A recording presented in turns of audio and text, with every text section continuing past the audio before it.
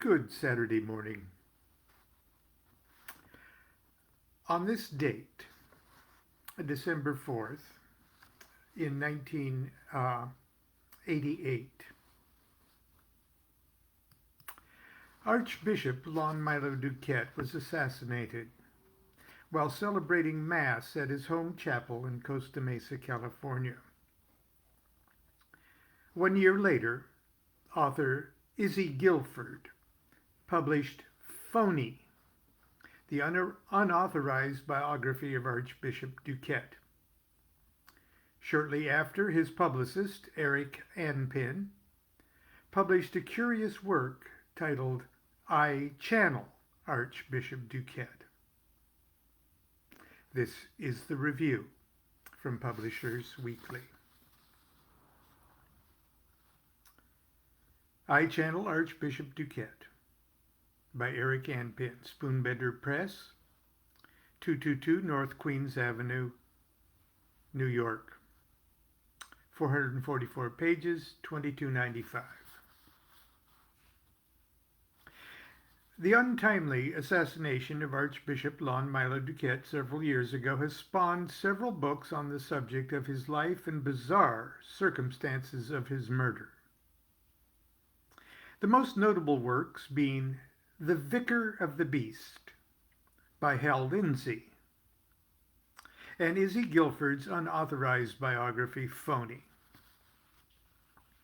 Now, I Channel Archbishop DuQuette by Eric Anpin gives us perhaps the most valuable effort to date, because for the first time, the enigmatic prelate tells his own story from the other side. I include below a portion of the introduction where Anpin explains the circumstances leading up to his first encounter with the dead religious leader. I wasn't there when they killed him. Even though it's been nearly 2 years, I still lie awake at night saying to myself, if only I'd been there. Maybe I could have done something to stop them. But it's no good playing the if-only game. He's dead, and that's that. Or is it? Could it be that some personalities are so strong that death cannot silence them? Can these great souls reach out from beyond the urn and speak with the voices of the living? I had read all the channeled material from Seth and Lazarus, but never in my wildest dream did I ever think I would be his chosen vessel. Maybe I should start at the beginning. Even though I had planned to attend the Archbishop Mass that Sunday, I got a call at the last minute to speak on aura fluffing at a popular Laguna Beach tanning salon. When I got home, my telephone answering machine was filled with hysterical messages from friends who saw him gunned down. I sat down and listened in shock and disbelief as the whole violent scenario took shape in my mind's eye. The beautiful St. Constance of the Well, Our Lady of Perpetual Motion, sitting serenely upon the altar, with kindly old Archbishop DuQuette ineptly consecrating the sacred elements like I'd seen him do 100 times.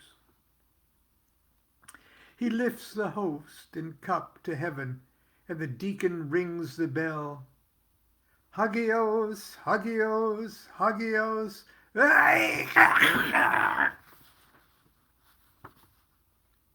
To the horror of the congregation, 3 men in full-body condoms crashed through the front door with assault rifles. Just before they opened fire, one of the assassins yelled in a thick Los Angeles accent, "I got your Eucharist right here, Padre. Eat this."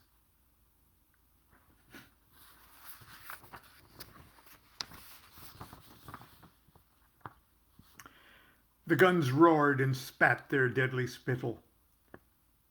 When it was over, His Grace lay dead on the floor at the foot of the altar, the three murderers escaping in unmarked golf carts. As I listened to the last phone messages, "You should have been there, Eric. He bled like a pig." I opened my last bottle of Mouton Cadet and drank myself into an uneasy sleep. It was the Archbishop's instructions that his body not be processed for 3 days in order to give him a chance to resurrect. This not occurring, the family disposed of the body in accordance with his wishes. It was tied to an overstuffed chair, placed upon a small raft and towed to the middle of the Catalina Channel. There, upon the peaceful waters he loved so well, his body was exploded with a charge of TNT. The body explosion signaled the start of the wake. And what a wake it was. I never saw so many fortified wine products in my life. Blocks of Velveeta, pork rinds, and tripe rolls surrounded the huge centerpiece of ground spam, molded in the image of the Archbishop sitting in the Thunderbolt asana. Everyone danced till they dropped to His Grace's favorite accordion band, Speedo Doug,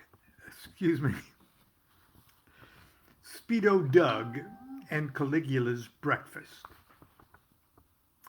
By 10 p.m., after gorging on cheese balls and Night Train Express, I became so incredibly ill that I was driven home and thoughtfully delivered to my bathroom floor.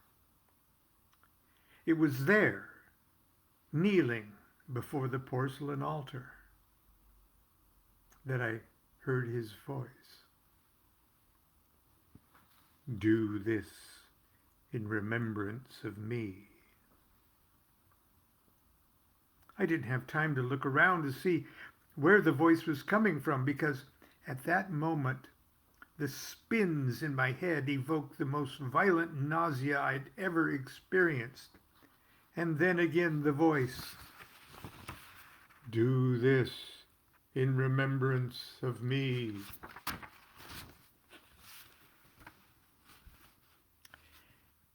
Then I knew what I had to do.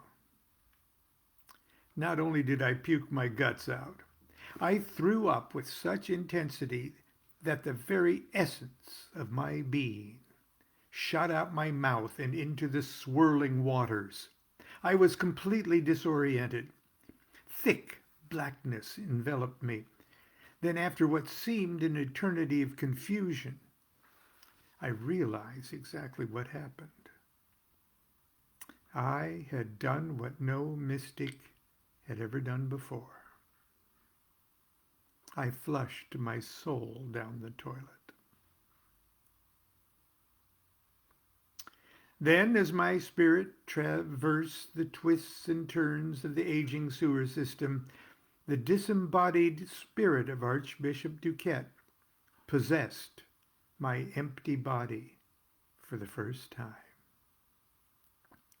My roommate Hugo rushed into the bathroom when he heard an unearthly voice chanting, "From the desert to the sea, to all of Southern California, a good evening." That's the end of the quote from the book there. Good stuff. Makes you want to read on, and read on I did. After the fascinating narrative, Anne Pym categorizes prophecies, predictions, and of course the Archbishop's conversations with other famous dead people. This volume reeks of sequels. Here are some teasers. Now you got to remember this was written in 1988, okay? So the future is now the past. So. Predictions.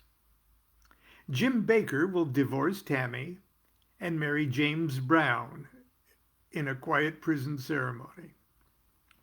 Now, this was before Jim Baker even went to prison. Okay.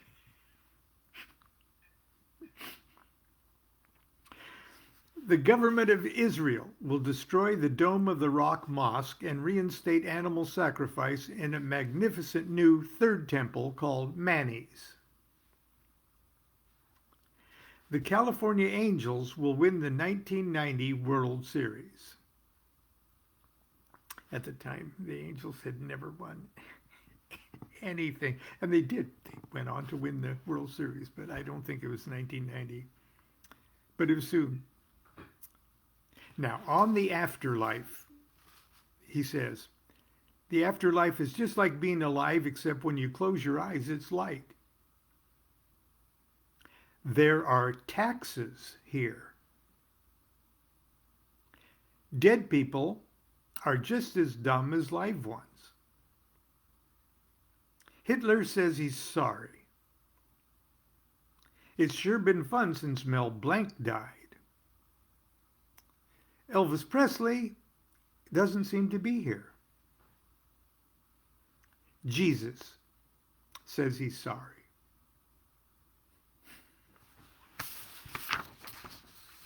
That's our Saturday morning bonbon, everyone. Tomorrow, Sunday school will probably be more inspiring. But anyway, I hope you enjoyed this Saturday morning cartoon. Until tomorrow, continue to be good to yourself and be good to each other. Do what thou wilt shall be the whole of the law. Love is the law, love under will.